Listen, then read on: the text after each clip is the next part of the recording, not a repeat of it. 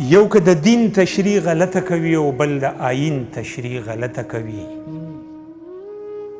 یو که د دین تشریح غلطه کوي او بل د آیین تشریح غلطه کوي او ملا پې اور د خپل هوس سړوي ملا پې اور د خپل هوس سړوي او د ماجبین تشریح غلطه کوي او ماته د تیر سپرلي قاتله سړی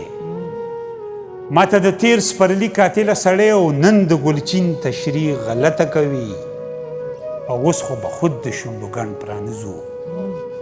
اوس خو به خود د شونډو ګڼ پرانیزو او د تور او سپین تشریح غلطه کوي او اختر زده کړي د مکان فلسفه اختر زده کړي د مکان فلسفه خو د مکین تشریح غلطه کوي خیم په خبر چې زه مجرم په کم کردار یم خیم په خبر چې زه مجرم په کم کردار یم او زه درته وایم چې د باچا خان وفادار یم ستا د فرعوني دربار د چوټي نه انکار یم سر چې درته نه ټیټوم نه خود به زه غدار یم سلامونه او نیکې هیلې دوستانو عزیزانو کشرانو مشرانو راغلیو د صوابې شاعرانو علاقې ته ملغلرو پسې راغلیو اختر علي اختر صاحب مونږ له په ګوتو راغلی دی اختر علي اختر صاحب استاد محترم تاسو د چا نه پټ نه لکه د ستوري ځلیږئ ډېره مننه عطار صاحب تا ته یو وارې بیا د روایت تر مخه په خیر علي هر کله راشي هغوی به جنګ ته د جهاد د زاویې نه کتل هغوی به جنګ ته د جهاد د زاویې نه کتل او هغوی اوس امن ته د جنګ د زاویې نه ګوري او چا چې مذهب هم د مسلک په نامه وویشلو چا چې مذهب هم د مسلک په نامه وویشلو هغوی مکتب ته هم د ننګ د زاویې نه ګوري او بله کیسه ده یو درې شعر دي چې ژوند له معنه په کار و او دې کته ژوند له معنه په کار و او دې کته او مرګ له بانه په کار و او دې کته او تا خپل نظام له د دوام په خاطر تا خپل نظام له د دوام په خاطر او یو زمانه په کار و او دې کته عشق له زړه په کارو جوړ دې کړلو عشق له زړه په کارو جوړ دې کړلو درد له سینه په کار و او دې کته یو درې شعرونه نور دي ناتار صاحب چې کله کله سړی ښه وي کله کله سړی ښه وي کله کله سړی بد شي ژوندون نوم د تغیر دی کله شد او کله مد شي کله کله سړی ښه وي کله کله سړی بد شي ژوندون نوم د تغیر دی کله شد او کله مد شي کله کله سړیتوب هم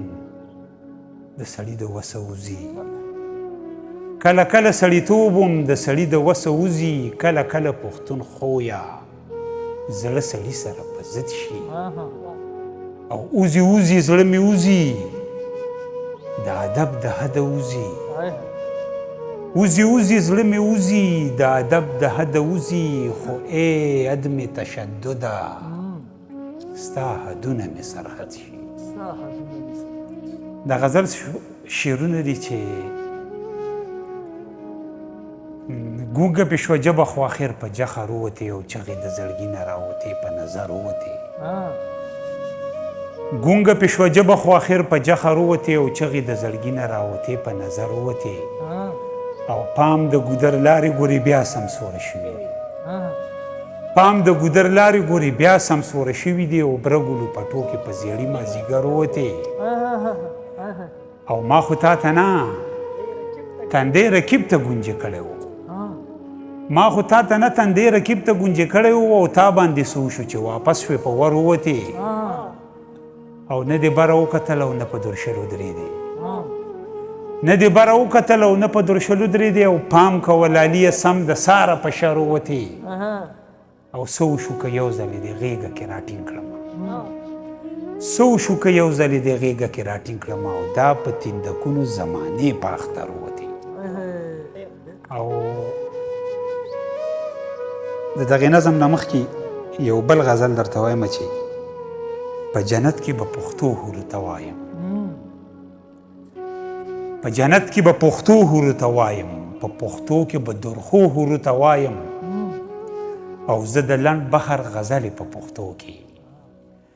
زه د لنډ بخر غزلې په پښتو کې او قد قامت کې به اوږدو حورو ته وایم،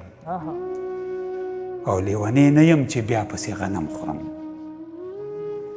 لیونی نه یم چې بیا پسې غنم خورم، د انګورو د اوبو حورو ته وایم،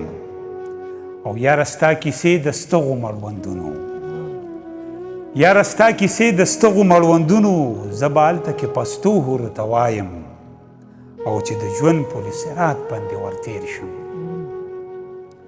چې د ژوند پل صراط باندې ورتیر شم، مرګ ستا به د ترخو حورو ته وایم، او زما ځان دی د حیا پښتنه مینه، زما ځان دی د حیا پښتنه مینه، د پردې به بې پردو حورو ته وایم، او د وصال مازیګري را باندې کات شو، د وصال مازیګري را باندې کات شو، د دینور د ډوبېدو حورو ته وایم، او زما تنده ماتولو باندې پړېږدي، زما تنده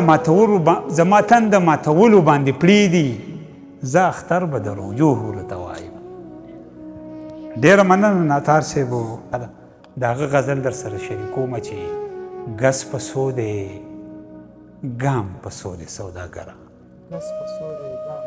ګس په سو دی ګام په سو دی سوداګره، او تل په سو دی بام په سو دی سوداګره، رښتیا ووایه رهبره نن وخت دی، رښتیا ووایه رهبره نن وخت دی، او تا خرڅ کړی کام په سو دی سوداګره، د ملک پګړی په 100 روپۍ خرڅېږي، د ملک پګړی په 100 روپۍ خرڅېږي، د جومات امام په 100 دی سوداګره، د یوسف غونته کې سپین په اصل نسل، د یوسف غونته کې سپین په اصل نسل، نن سبا غلام په 100 دی سوداګره، د کابل پسته په 100 د په لاهور کې، د کابل پسته په 100 د په لاهور کې، د لاهور نیلام په 100 د سوداګره، او د خرڅ نه دي مګر بیا هم په ارزښت کې، د خرڅ نه دي مګر بیا هم په ارزښت کې، او د کخار پیغام په 100 د سوداګره، او دا نظم دی په سیسټم چې جوړ د بنګلوالو د خیالونو د کماله دی، جوړ د بنګلوالو د خیالونو د کماله دی، او ځکه خو پترس دی او د شکل نه ملاله دی، دا د شګو کوره باد د وریجو په پلاله دی، او دا جمهوریت خو لکه جوړ چې د دجاله دی، نو غرب چې ولا ښه ورکوي نو جرنده د روپۍ ولي، څوک په پکاسو ولي او څوک په سمسۍ ولي، خو مونږ ګورې نه ولي، غریب ته ډېر درانه ګوري، او خپل د ډېراني دی خو بنګلو کې میلمانه ګوري، زه چې ورته ګورم وایي دی راته نه ګوري، او خېټه کې غلا ده ځکه وایي پښتانه ګوري، نو بیا راته د پیر او د مرید کیسه را یاده شي، او یا خو یې سمه جوړه کا او یا خو دې برباده شي، نو دلته حکومت کاکا یو خان غوندې جوړ کړی دی، شک مې پې د ټک د خان دوکان غوندې جوړ کړی دی، پاس یې په یو نښه څه میزان غوندې جوړ کړی دی، فرق یې د دروند او سپک انسان غوندې جوړ کړی دی، نو ځان به کور وکړ کې چې د ړوند نه رهبري غواړي، او شل به را پیدا کړم که څوک داسې بوډاګي غواړي. ډېره مننه ناتار صاحب، ډېره مننه، ډېره